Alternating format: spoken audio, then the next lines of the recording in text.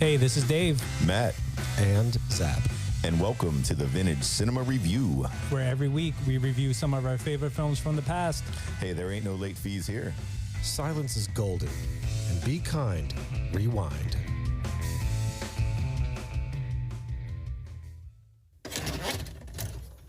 Oh, you really popped an old one in there today. Yeah. An oldie but a goodie. Very good. It was actually very good, wholesome, oldie goodie, wholesome. Yeah, I enjoyed it, man. Uncle Buck. Yeah. Yeah, 1989. Yeah. It says he's crude, he's crass, he's family. That's what it said on the DVD and our VHS right there. Yeah. No DVDs in here, I'm sorry.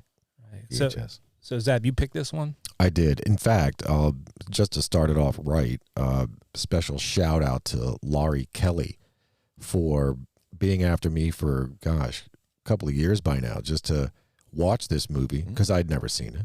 And two, it's just a favorite of hers. So again, Laurie, thank you so much for the great recommendation.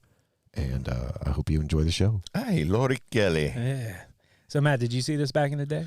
Yes. This is one of those, I don't know, it's a John Hughes movie that is usually always on. You see it on like TNT. That's the thing. I can't believe I slept on this for so Really? long. Yeah, dude, so long. It's like a good, wholesome family movie. You see it pop up every so often. It's not a hard one to find. Actually, it was hard to get to watch. To find it, yeah, right, without paying, yeah. Yeah. So, yeah, Uncle Buck, rated PG. Release date, August 16th, 1989, and had a runtime of 100 minutes. Budget on this, $15 million. Box office, $79.2 million. All right. That's a good return. Juice is worth the squeeze. Yeah, it's a pretty good return on this. I don't remember seeing this at the theater. I think I saw it probably on HBO or something. Mm-hmm. This was filmed in Chicago and surrounding areas, as much of John Hughes. Yeah, John Hughes loves stuff is the Chicago area. Usually, yeah. This was filmed between January 4th, 1989 through March 10th of 1989. Oh, wow. Yeah. That was quick. Pretty quick. 2 months. All right. Yeah. So you're like, let's get this done. And knock it out, yep. So that's pretty much all I have for that. I'll turn it over to Zap for the cast. All right. The cast of Uncle Buck includes, but is not limited to, John Candy as Buck Russell, Jean Louisa Kelly as Tia Russell. No relation to Laurie Kelly, by the way. Mm-hmm. Gabby Hoffman as Maisie Russell, Macaulay Culkin as Miles Russell, Elaine Bromka as Cindy Russell, Garrett M. Brown as Bob Russell, Amy Madigan as Shanice Kobolowski, Laurie Metcalf as Marcy Dahlgren-Frost, Jay Underwood as Bug, Brian Tarantina as E. Roger Coswell, Mike Starr as Pooter the Clown, Suzanne Shepard as Mrs. Hogarth, and Dennis Cockrum as Pal. Huh. Nice. Yeah. So that Laurie Metcalf, she was in Roseanne. Yeah, Roseanne. Mm-hmm. That was his sister, right? Correct. Okay. She looked good in that movie.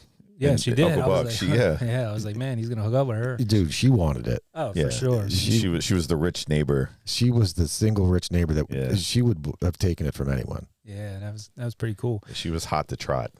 So I guess that's it for that. We'll turn over to Matt for a brief synopsis. Yes, I had to take my glasses off because I'm getting old. So, yes, here is the brief synopsis of Uncle Buck. John Candy stars in this John Hughes comedy as an idle, good-mannered bachelor who's left in charge of his nephew and nieces during a family crisis. Unaccustomed to suburban life, fun-loving Uncle Buck soon charms his younger relatives, Miles and Maisie, with his hefty cooking and his new way of doing the laundry. But his carefree style doesn't impress everyone, including Tia, Jean Kelly, his rebellious teenage niece, and Shanice, Amy Madigan, his impatient girlfriend. Uncle Buck is the last person you'd think of to watch the kids, but with a little luck and a lot of love, he manages to surprise everyone in this heartwarming family comedy. Uncle Buck. Nice. It was very heartwarming. It had a couple things that were kind of like for adults here and there thrown in. Yeah. But if your kids are watching, they'd be like, what the heck's he doing? Like they didn't understand that kind of stuff. The dryer. Yeah, the dryer part was, that was, the washing machine was a little funny, but.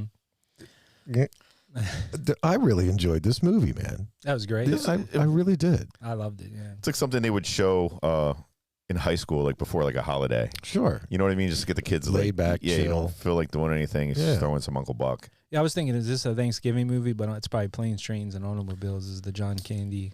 That is a John Candy classic Thanksgiving movie. Kind of plays the same role though. John Candy. He didn't like very like branch out. I took very that much. That was my takeaway from this too. Like this could have been the same guy in Planes, Trains, and Automobiles. He just played a bumbling dude that's just somehow, some way making his way through life. Yeah, real guy's guy, you know. Yeah, for sure. So I guess that's it for that. We'll Zap steer us through the movie a little bit here. Yeah. Let's all steer through the movie, shall we? All right. Our movie begins by observing the individual journeys of three kids coming home from school. The kids and their parents, Bob and Cindy Russell, have recently moved to the Chicago suburbs from Indianapolis. An after-school conversation at home amongst the three kids reveals that the eldest, Tia, has somewhat of a chip on her shoulder. I mean, she was just, look, I get we all have teenage angst, right? Like, we all had that. We were all just this know-it-all, whatever. The world's against us. We're better than all of that for whatever reason. But this girl was just the epitome of just a B.I. itch. Oh, she was, yeah. It was like over the top. I did want to comment on the casting, though, of the parents. Like, did they run out of money? Like, I didn't know who either of the, like, it just seemed like they got thrown in at the end. So I had no idea who the father was, and I still to this day don't know if he ever was in anything else. That Garrett Brown, that Elaine Bromka. This was her first movie debut. I was gonna say, did she do anything else? I'm pretty sure. I just can't. I can't pick them off. The top she of my had head. a weird she had a very. Her face looks like somebody you grew up like mom in the neighborhood. That's what I thought. Yeah, sure. she wasn't anybody that like came and like jumped out at you or anything. She just looked like a mom for sure. I think she was cast well. Maybe it's because of Macaulay Culkin being so well known, and then John Candy, you know. But Macaulay was looking back. He wasn't that well known at the time. No, but watching it now, I'm just saying, like, that was my first thought. Was like, they ran out of money on these two for sure. This was before Home Alone. Yeah. Oh yeah. Home Alone was 90. Yeah. Macaulay plays a good Macaulay role. Yeah, he sure did. He absolutely did. So any one thing that pops out for me. So when the three kids are finally they're in the kitchen, they're at home after school.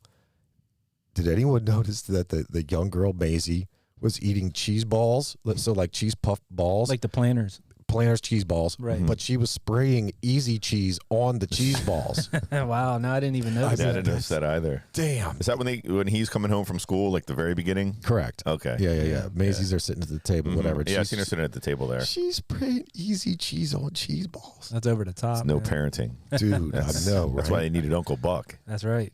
Speaking of Uncle Buck, so we meet Buck, who at the time is having dinner with his girlfriend, Shanice. Shanice wants to get married and have kids. Buck wants to stay single and carry on with his bachelor life. Now, it should be noted that Shanice owns and operates Kobolowski Tires. Shanice not only wants Buck to marry her, she's also offered him a job at her tire shop. Meanwhile, that night, the Russells receive a call. Cindy's father has had a heart attack. Cindy's quite close to her father, and she and Bob need to return to Indianapolis to visit with him. With little options on such short notice, Cindy and Bob have no choice but to ask Bob's brother, Buck, to take care of the kids while they're away. So Buck, this is quite a character, this Buck. We see him, of course he's out with Shanice explaining all of the joys of bachelor life, and it's like, look, man, I like hanging out with my friends. I like to have my golf clubs in the back of my car and go, golfing whenever I want. I like being able to go bowling. I like being able to just get loaded. I like being able to, dude, this guy he works at best, and by work, he just gets tips on he goes to the track. Fixed horse races. Right.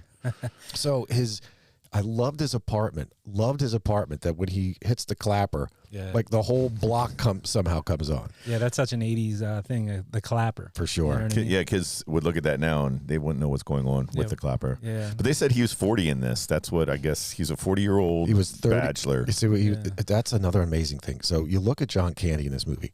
He was 39 when they recorded this movie. When they tape this movie. That's an 80s 39. We use a smoker, a drinker. Sure. Yeah. Heavy eater. Heavy eater.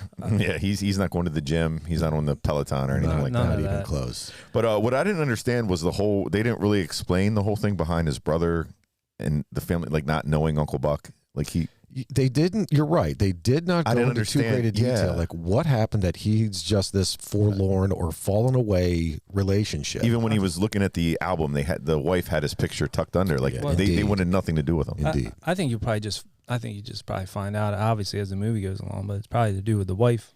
I would think. Or are you just saying at that point in the movie you didn't know? You don't know like the wife. Yeah, she doesn't like him, but there's not a huge like she just doesn't like that he doesn't have a job. He's rough around the edges. Yeah, but that's no reason if he's family to just completely. They ignored Uncle Buck for this many years. They did. I did like his one line when she was talking about like wanting to be excited. She's like, I want my heart to pitter patter. He's like, well, I can get you a mouse and some sheet metal. Yeah. I don't know if he caught that. yeah, for sure. This is at the bar. Yeah. He's just like, oh man, I got to tell you, of course, me being me and everything we know about me and bars and stuff. If there's one thing I love watching 80s movies, man, everybody's smoking everywhere and in bars. Man, God, I miss those days. I thought of that too when I saw that. I always do when I see that in the movies. But the other thing I do like. I wish they'd bring that back when they're having dinner, the family, and they're talking about who to bring in. Yeah. The wallpaper. Like back in the 80s. Oh, the 80s wallpaper, yeah. Like, just bring that back, man. I thought that was so cool. I remember helping my dad remove it from my pap's house on High Street there in Oberlin, Steelton area. But, that stuff doesn't come off the walls. Not easily, no. Dude. And then you get to the point where you just leave pieces because you can't get them, and you just like paint over that shit. So I've found in the amount of time and the amount of renovations I've done, I have found that the well-kept secret of removing wallpaper, you need to use a clothing steamer. Like if you want to, you can steam suits and shirts and shit like that. Yeah. So use a steamer.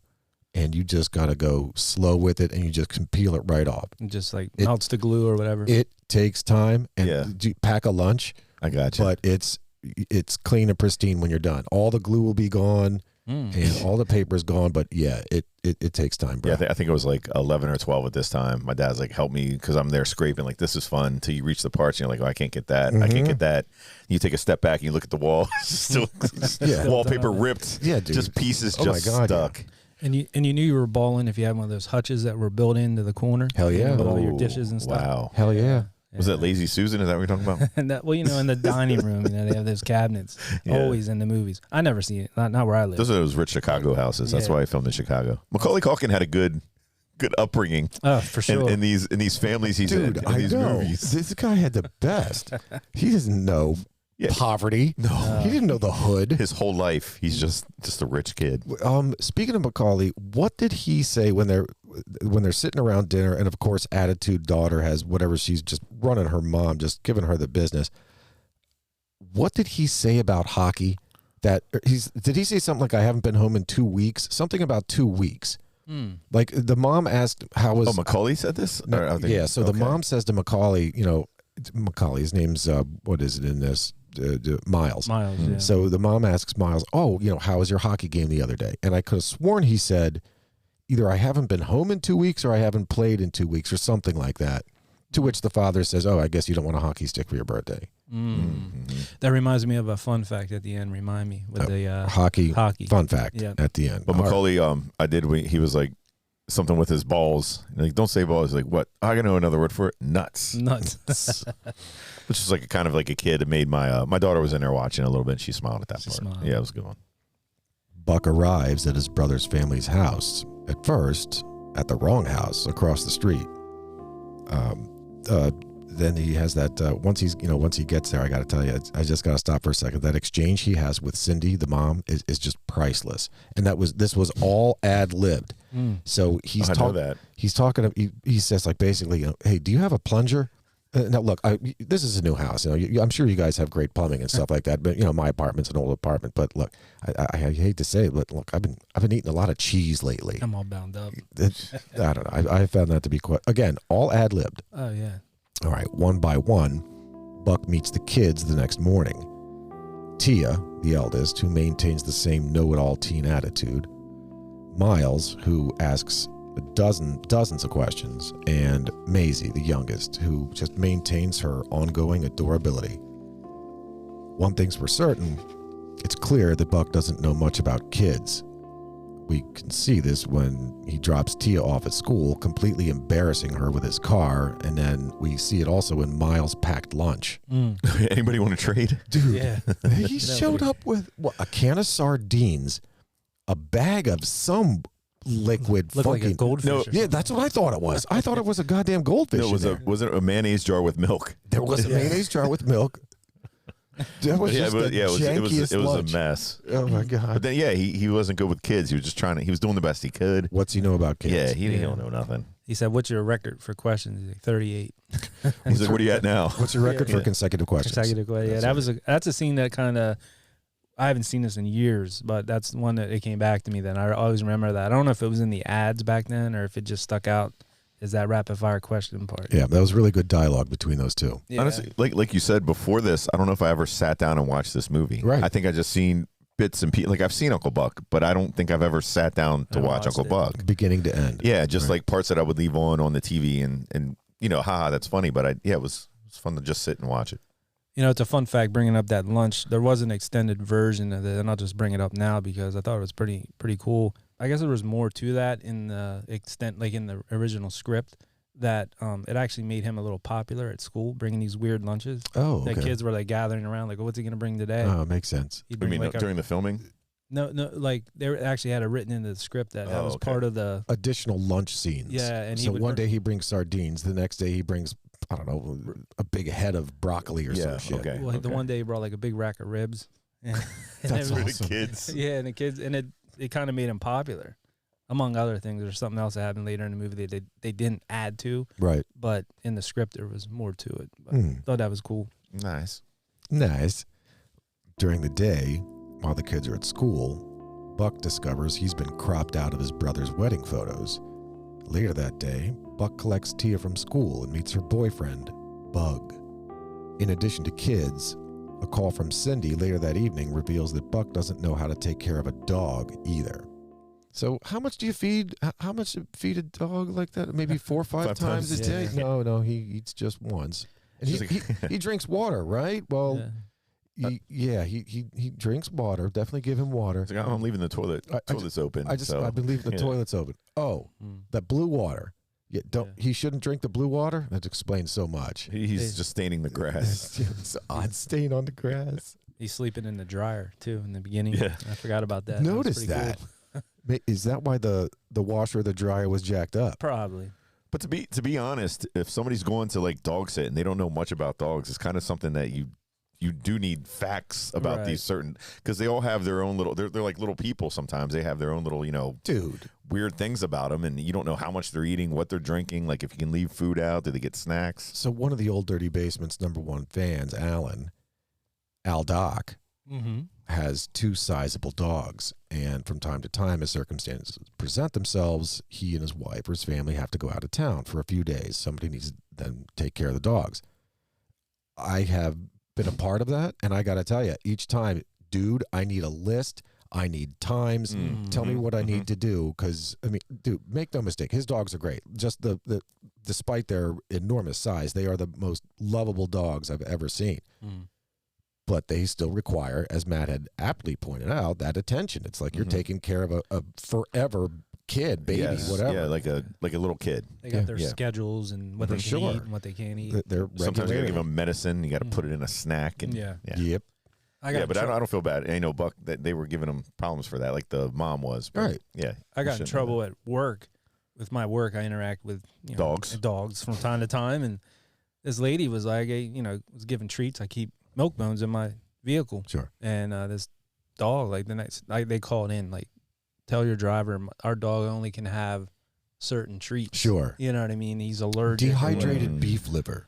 whatever it None was. of yeah. that cookie stuff. Have you seen a lot of these places you go, like these markets and stuff now? They have the whole dog section Yeah. where they make these like $3, $4 treats. Correct. Like, they're homemade and they use like all kinds of like natural ingredients. And Yeah, but that's like that's big business. Dude, that's it's a lot of huge money. business. Mhm. Huge. for sure.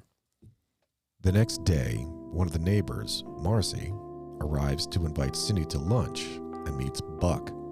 It's clear she's desperate for a man. That night, Buck and the kids go bowling. The two younger kids bowl, while, of course, Tia continues to just be miserable. While there, however, Buck receives a hot tip on a rigged horse race coming up this Friday. The next day is Miles' birthday. We see Buck makes the biggest pancakes known to man. Cindy, the mother, had hired a clown to arrive and serve as entertainment. We come to find that this gesture illustrates just how out of touch she is with her kids. The clown arrives, but he's been drinking that morning. Buck swiftly gets rid of him.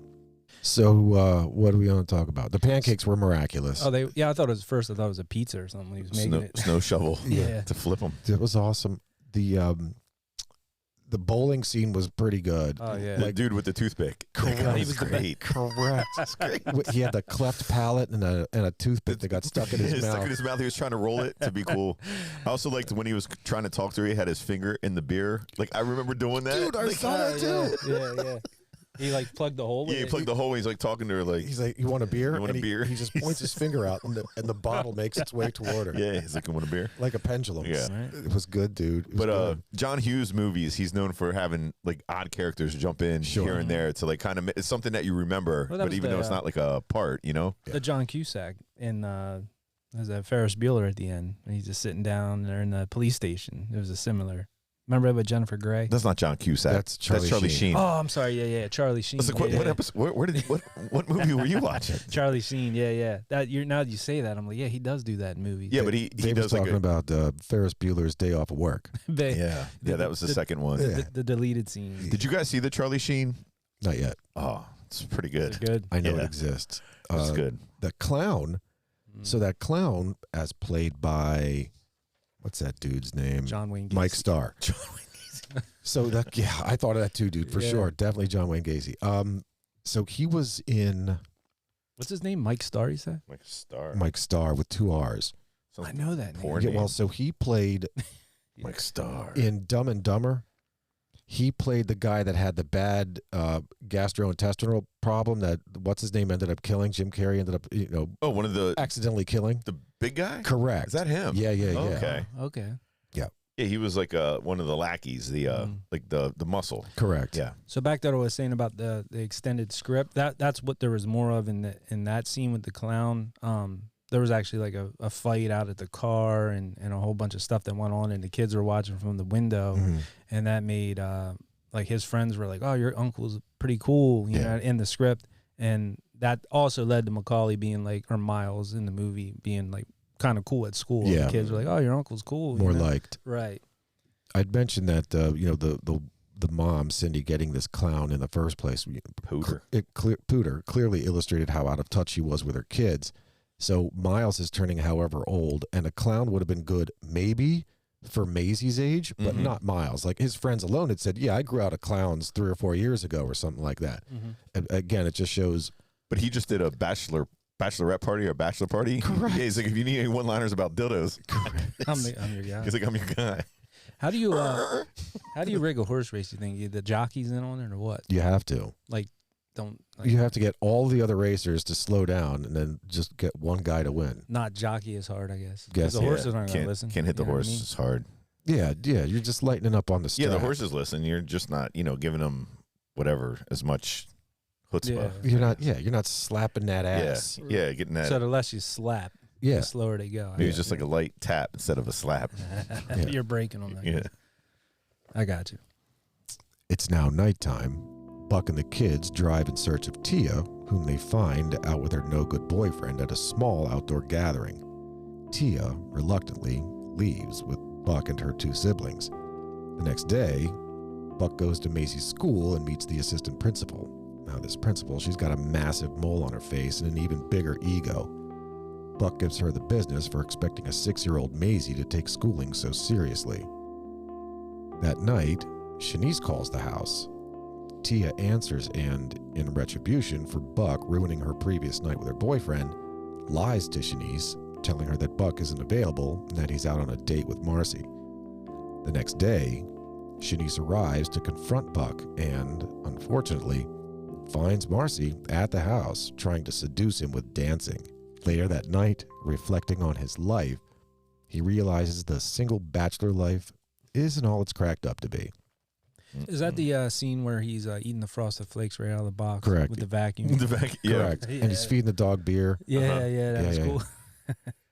But he was making like dog movements, like he was like actually like they were Scratching. showing. Yeah, like yeah. yeah. Oh my God, that mole was so ridiculous. Oh, but his lines were so good when he talked to, because he couldn't stop focusing on the mole. It reminded me so much of Austin Powers or whatever. Yes, that's right. I was gonna say that. Was they from stole another that. Movie. They definitely stole that from this. He's like, melanoma. Like, yeah, he was just going on about the mole she had. But she was such a jerk, so she deserved it. Yeah. Dude, she was awful. She deserved it.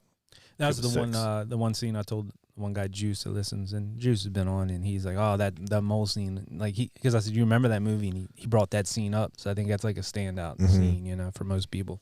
So, Juice with the Night of the Lipas. Yeah, if anybody's an ODB classic. Right. So that boyfriend of Tia's, Bug, dude, he was in some movies. That style was so awful. I remember it, and it was so bad. I mean, the beret, the like the long black trench coats. Correct. Yeah. Dude, that was just such a lousy style. I think that was. We weren't in high school when that was like that 80s. Correct. Yeah. I would see people at Kramer's that were like 5 years older than us, and they would dress like that. Correct. But not like you know what I mean? And some people still do. Yeah. It was not Russ, who was Chris. No, who was Chris's? It was Russ. You're saying from Kramer's. Oh, I was thinking of from one of the vacation movies. Russ. Yeah, Russ dressed like that too with the beret. Yeah. I got you. No, it's me. But I'm thinking guys, girls that graduate like 87, 86. Yeah, for sure. You know what I mean? For sure. Where was this when she got together with Buck and a handful of his or her friends or whatever? Was that just some outdoor, just some park? A party? But it was a park. Yeah, but I think they just were meeting there to drink, smoke. Yeah, they were just in a small pavilion or some shit. Yeah. Okay. That place. I don't know what that was. Probably, like you said, a park. It reminded me of like Seabrook Park. Yeah, it was a public park where they can go they were under the pavilion, but it had that little side. Yeah. Probably like a bathroom or something. Like stone buildings. Yeah. And you can go correct. there and and they just hung out and drinking beers. Yeah, when we were kids, I mean, we would try to find places to hang out like for that. For sure. Yeah. Oh, for sure. You don't want to get busted. No. By the po-po. Nobody wants to get busted by the po-po. All right. The next day, Friday, is the horse race. The one for which Buck had that insider tip at the bowling alley. But Tia's gone missing. She's run off to a party with Bug.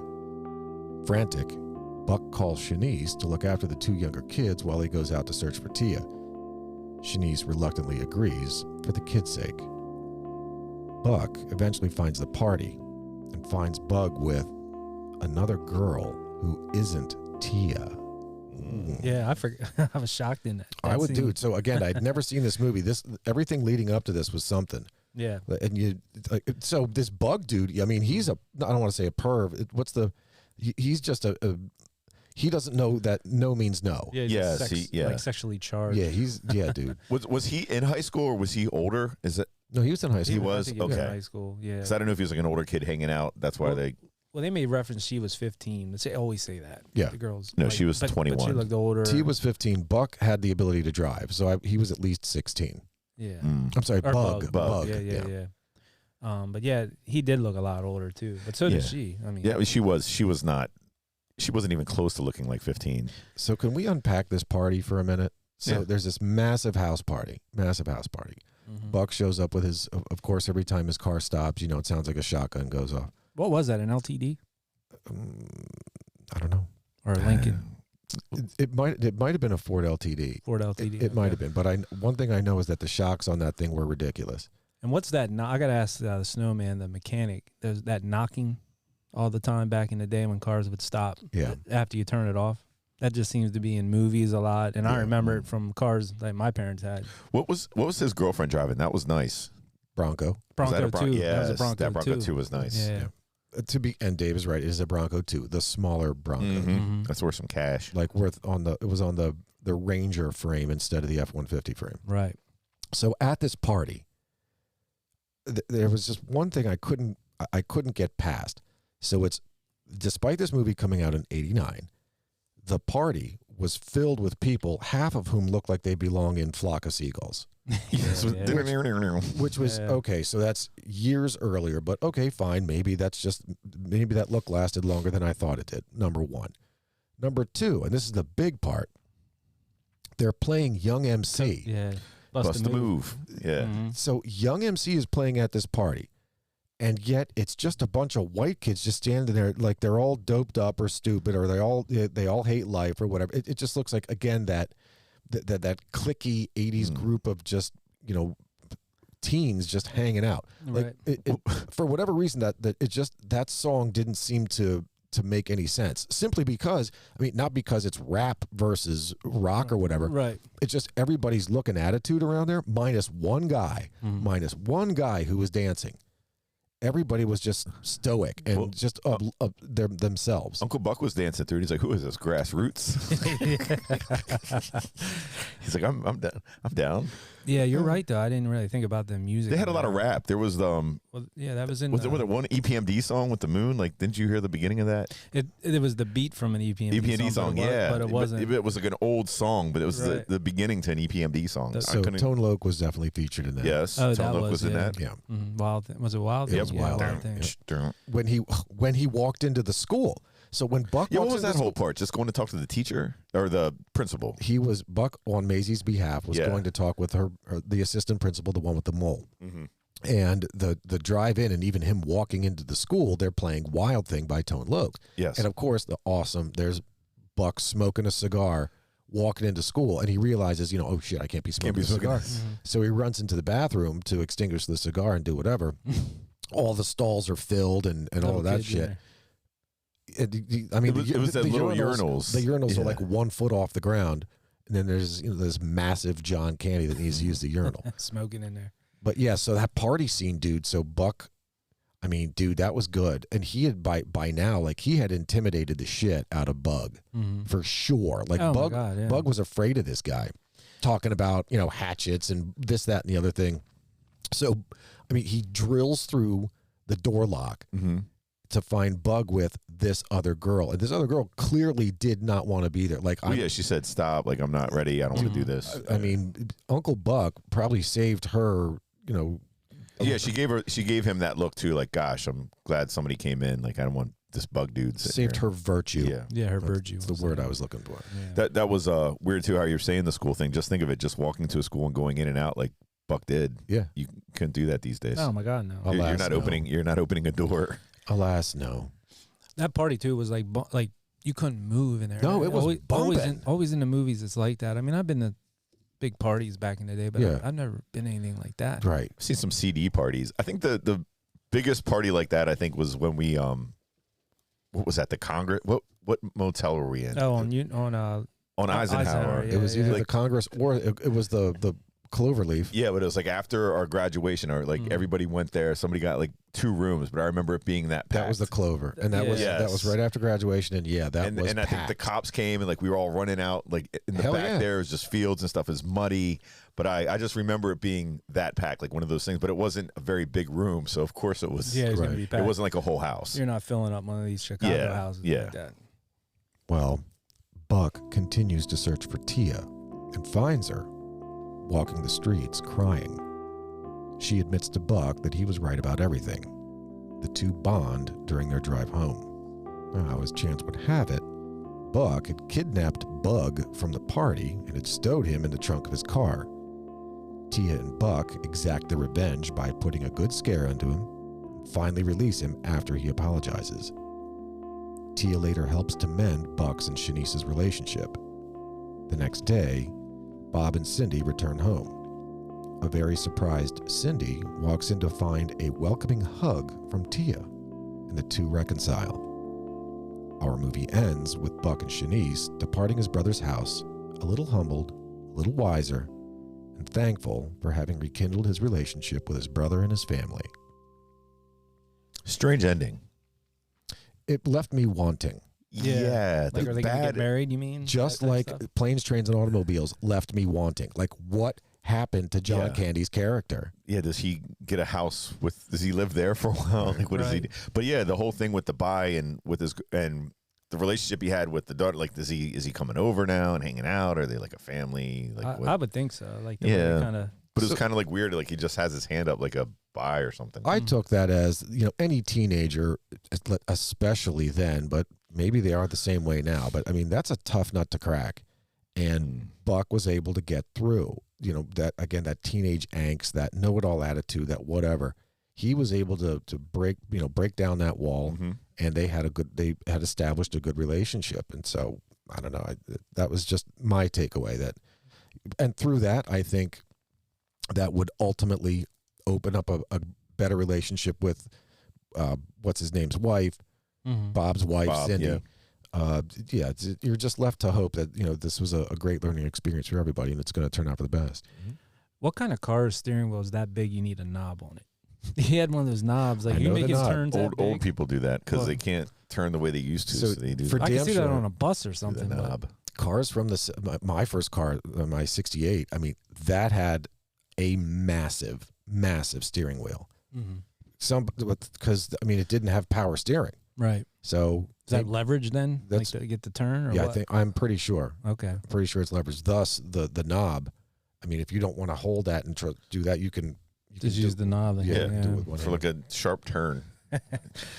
I noticed that when he was driving her home, the last scene there. Well, near the end. Right. I was like, I got a knob on his steering wheel. Yeah. I can see that like on a bus, but yeah, the ending. Like I get you on that. It left you desiring more. But I guess maybe they're going to make a sequel or something. Maybe I wanted more just because I didn't want the movie to end. Like, this was a short movie. What 100 minutes? Hour and 40 minutes, yeah.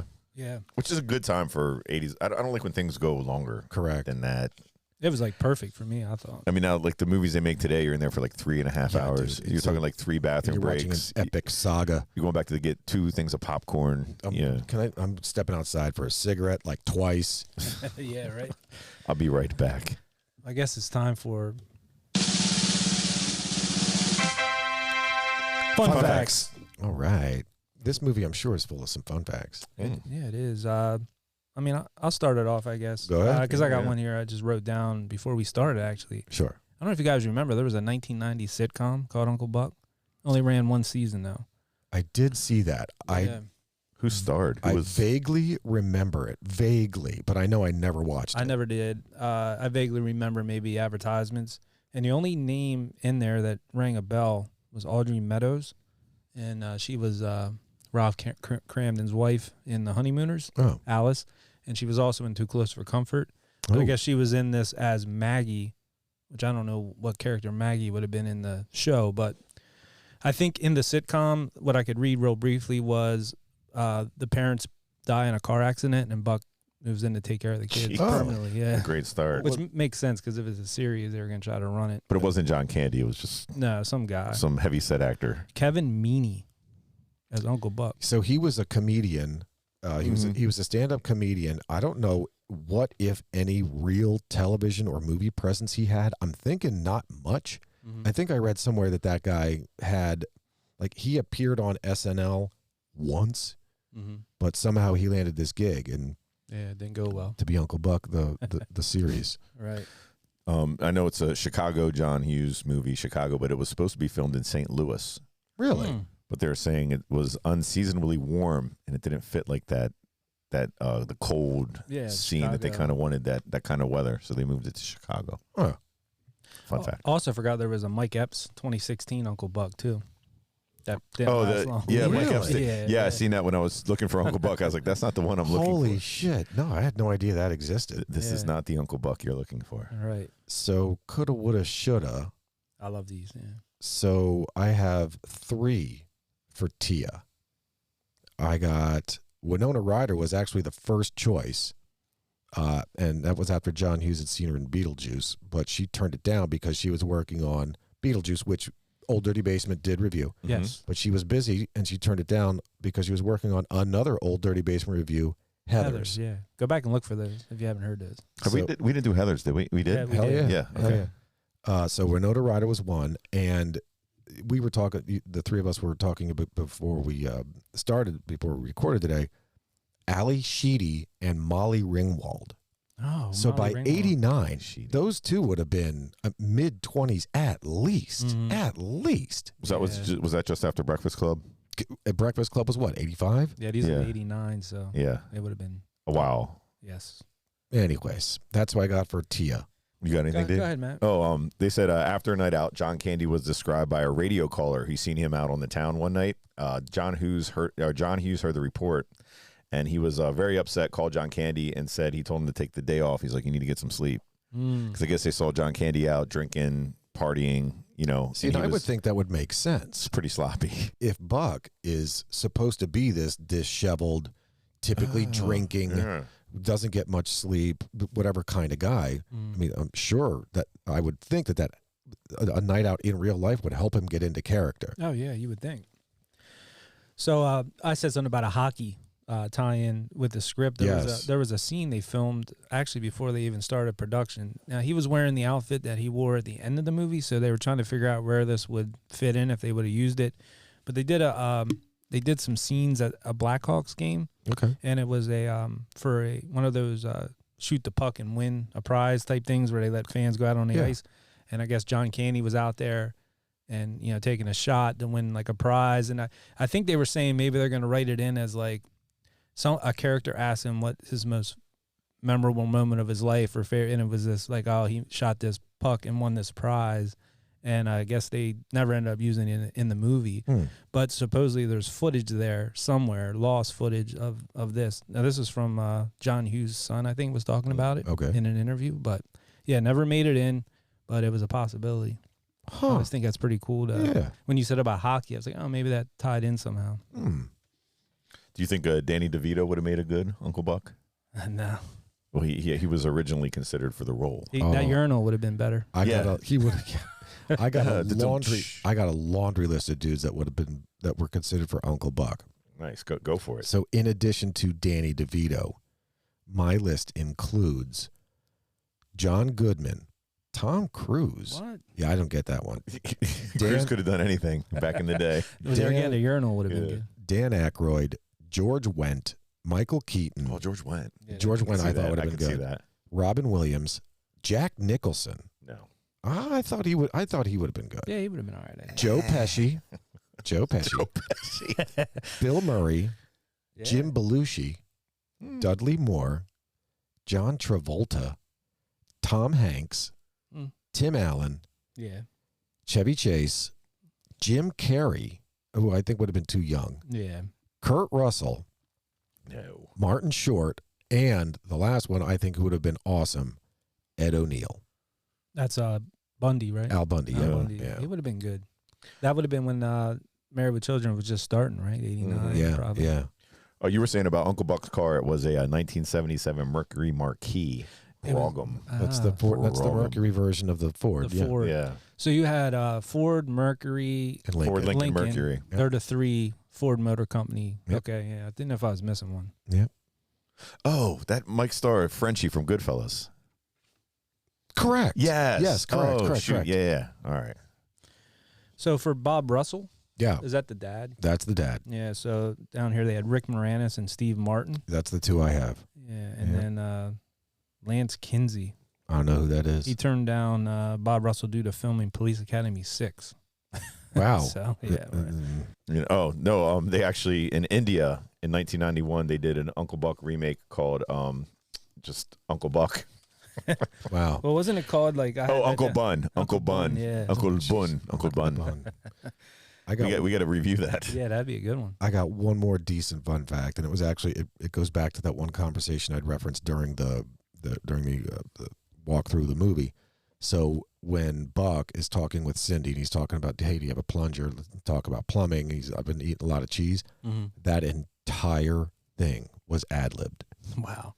You find that sometimes in movies, and it amazes me that sometimes that's the best part.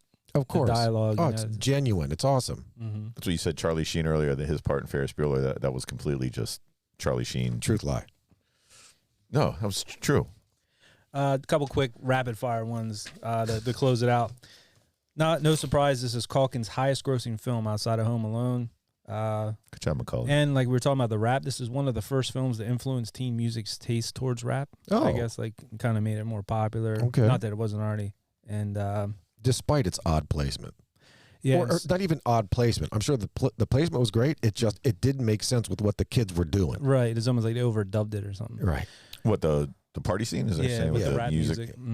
Like with Zap saying, I get it. Now looking back, the music didn't go with what they were doing there. I would think they'd play like some Bajas or something like some like 80s kind of golf. Like The Cure was playing in the background. Right. So there it is. That's what I had expected with how those kids were acting. Yeah.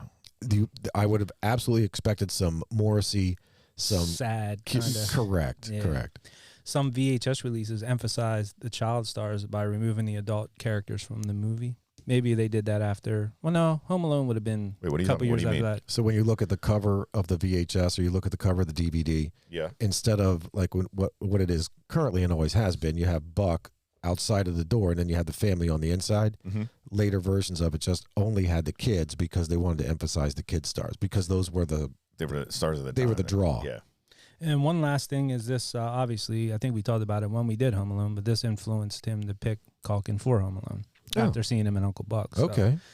But I guess that's it for the fun facts. Unless you guys have anything? I got nothing You're done? else. No. You're good? Good. Zap, do you want to lead it off since it was your pick? Yeah, or do sure. you want to do the end? I don't know. Sure. No, I'll do it. I'll lead it off with the Late fee. late fee, return, or burn. So as we all know in our rating system, late fee means you were absolutely crazy for it. You would hang on to it for days and pay that late fee. Return means you would return it. You were happy you had it, and you had your enjoyment out of it. Burn it means it was so bad you were going to set it ablaze. Have we burned anything? Zap did, I thought. I'm one, pretty sure maybe? I burned one, and it might have been. I don't remember. I don't know if anything was that horrible that we actually burned it, but There was one I know. I can't remember, but I know that I burned it. Yeah. I'd never wanted to see it again.